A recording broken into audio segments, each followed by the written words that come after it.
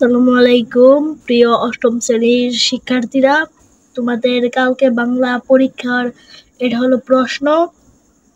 তোমরা দেখো প্রশ্নটা, আর কতক্ষণের ভিতরেই আমাদের ইউটিউব চ্যানেলটা সাবস্ক্রাইব করো। কতক্ষণের ভিতরেই আমরা এখানে উত্তরটি দিয়ে দিব।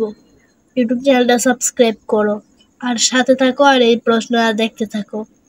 কতক্ষণের ভিতরেই উত্তর পাওয়া যাইবা। ধন্যবাদ। আর দেখো।